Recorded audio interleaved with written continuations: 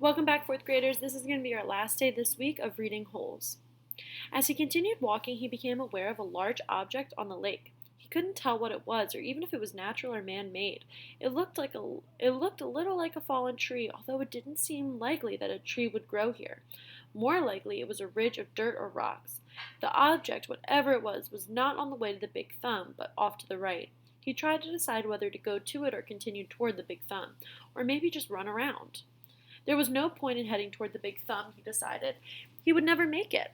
For all he knew, it was like chasing the moon, but he could make it into a mysterious object.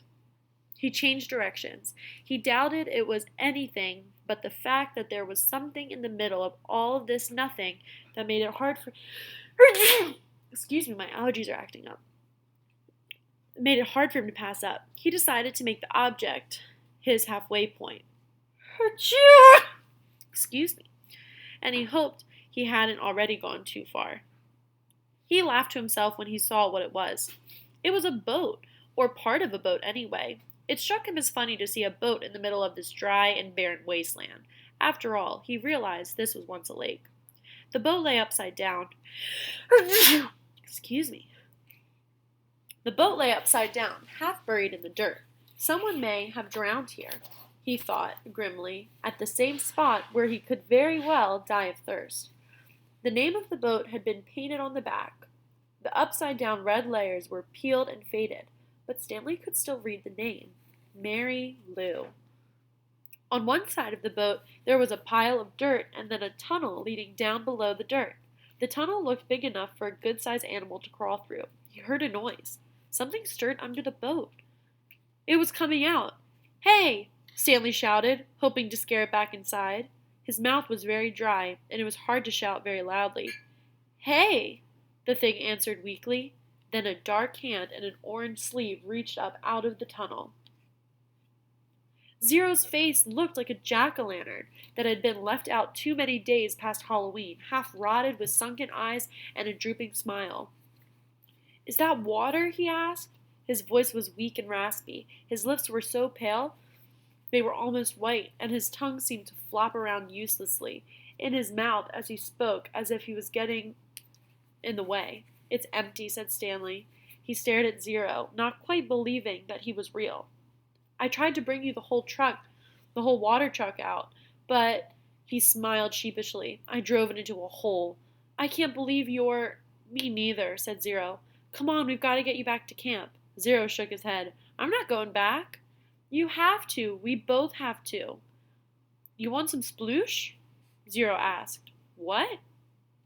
Zero shaded his eyes with his forearm. "It's cooler under the boat," he said. Stanley watched Zero crawl back through his hole. It was a miracle he was still alive, but Stanley knew he would have to get him back to camp soon, even if he had to carry him. He crawled after him and was just able to squeeze his body through the hole. He would never have to fit when he never would have fit when he first came to Camp Green Lake. He had lost a lot of weight. As he pulled himself through, his legs struck something sharp and hard.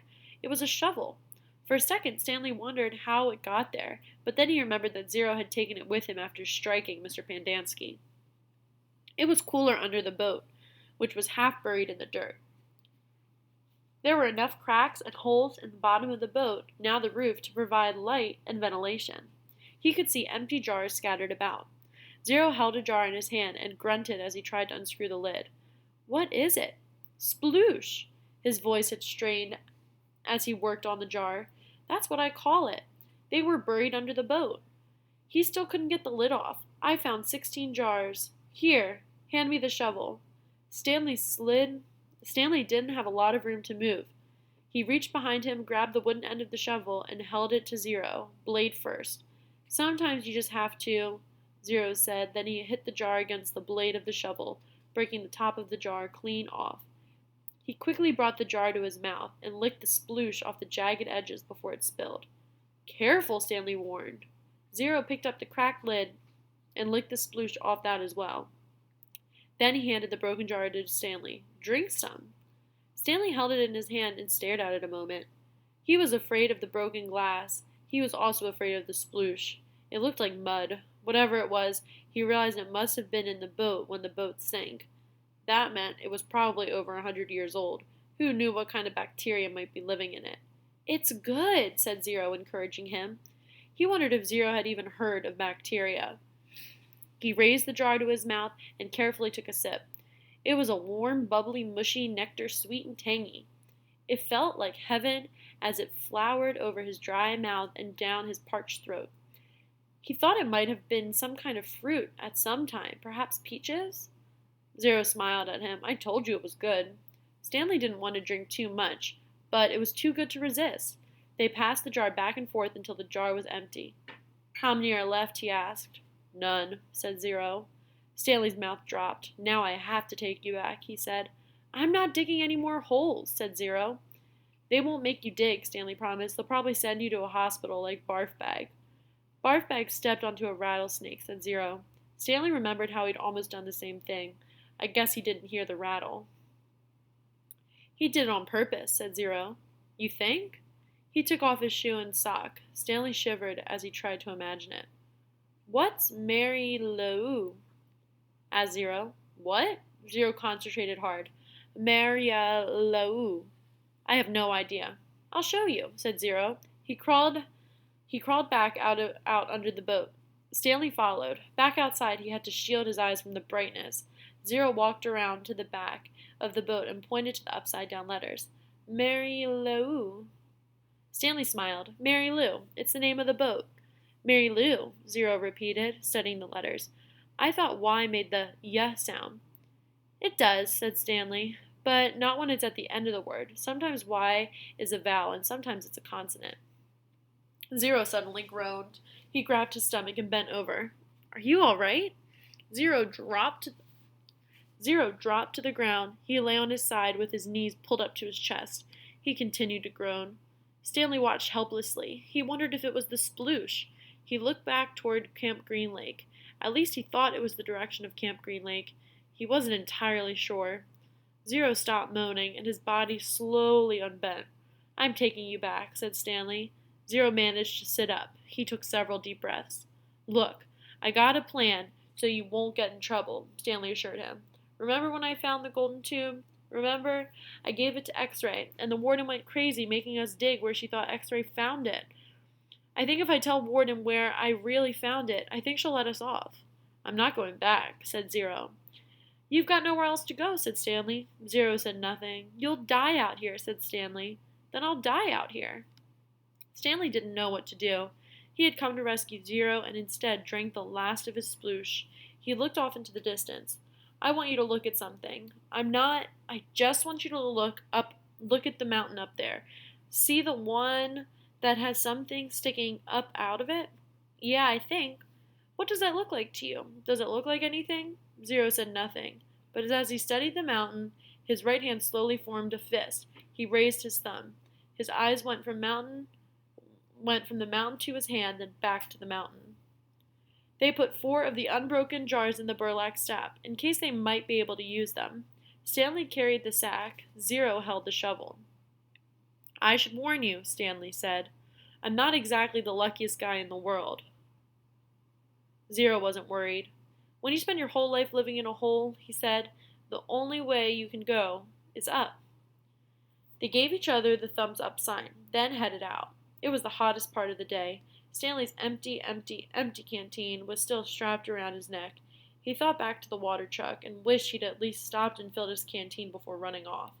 They hadn't gone very far before Zero had another attack. He clutched his stomach as he let himself fall to the ground.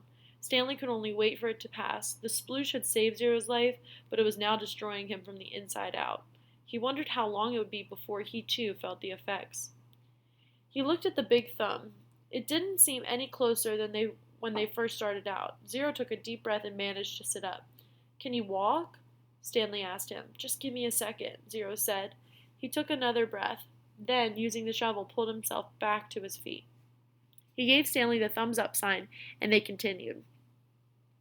Sometimes Stanley would try to go for a long while without looking at a big thumb. He'd make a mental snapshot of how it looked, then wait maybe 10 minutes before looking at it again to see if it seemed closer. It never did. It was like chasing the moon. And if they ever reached it, he realized, then they'd still have to climb it. I wonder who she was, asked Zero. Who? Mary Lou, said Zero. Stanley smiled. I guess she was once a real person on a real lake. It's hard to imagine. I bet she was pretty, said Zero. Somebody must have loved her a lot to name a boat after her. Yeah, said Stanley. I bet she looked great in a bathing suit, sitting in the boat while her boyfriend rowed. Zero used the shovel as a third leg. 2 legs weren't enough to keep him up. I got to stop and rest, he said after a while. Stanley looked at the big thumb. It still didn't look any closer.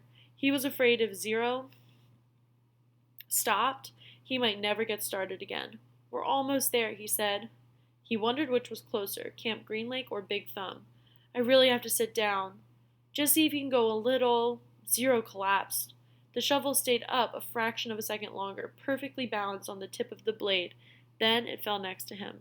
Zero knelt, bent over with his head on the ground. Stanley could hear a very low moaning sound coming from him. He looked at the shovel and couldn't help but think that he might need it to dig a grave, Zero's last hole. And who will dig a grave for me? He thought. But Zero did get up, once again flashing thumbs up. Give me some words, he said weakly. It took Stanley a few seconds to realize what he meant. Then he smiled and said, R-U-N. Zero sounded it out himself. Run. Good. F-U-N. Fun. The spelling seemed to be helping to help Zero. It gave him something to concentrate on besides his pain and weakness. It distracted Stanley as well. The next time he looked up at Big Thumb, it really did seem closer. They quit spelling words when it hurt too much to talk. Stanley's throat was dry. He was weak and exhausted, yet as bad as he felt, he knew that Zero felt 10 times worse. As long as Zero could keep going, he could keep going, too. It was possible, he thought. He hoped that it didn't get any of the bad bacteria. Zero hadn't been able to unscrew the lid. Maybe the bad germs couldn't get in either. Maybe the bacteria were only in the jars, which opened easily, the ones he was now carrying in his sack. What scared Stanley the most about dying wasn't his actual death. He figured he could handle the pain. It would be much worse than what he felt now. In fact, maybe at the moment of his death, he would be too weak to feel the pain. Death would be a relief. What worried him the most was the thought of his parents not knowing what happened to him, not knowing whether he was dead or alive. He hated to imagine what it would be like for his mother and father day after day, month after month, not knowing, living on false hope. For him, at least, it would be over. For his parents, the pain would never end. He wondered if the warden would send out a search party to look for him. It didn't seem likely. She didn't send anyone out to look for Zero, but no one cared about Zero. They simply destroyed his files. But Stanley had a family. She couldn't pretend he was never there. He wondered what she would tell them, and when. What do you think's up there? Zero asked. Stanley looked at the top of the Big Thumb. Oh, probably an Italian restaurant, he said. Zero managed to laugh. I think I'll get a pepperoni pizza and a large root beer, said Stanley. I want an ice cream sundae, said Zero, with nuts and whipped cream and bananas and hot fudge. The sun was almost directly in front of them. The thumb pointed up toward it. They came to the end of the lake. Huge white stone cliffs rose up before them. Unlike the eastern shore where the Camp Green Lake was situated, the western shore did not slope down gradually. It was as if they had been walking across a flat bottom of a giant frying pan, and now they had to somehow climb up out of it. They could no longer see Big Thumb. The cliffs blocked the view. The cliffs also blocked out the sun. Zero groaned and clutched his stomach, but he remained standing. I'm all right, he whispered. Stanley saw a rut about a foot wide and 6 inches deep running down a cliff. On either side of the rut were a series of ledges. Let's try there, he said. It looked about a 50-foot climb, straight up. Stanley still managed to hold the sack of jars in his left hand as he slowly moved up from ledge to ledge, crisscrossing the rut. At times he had to use the side of the rut for support in order to make it to the next ledge. We're going to start here next week. Have a great weekend and make sure to come back to keep reading holes with me. Bye.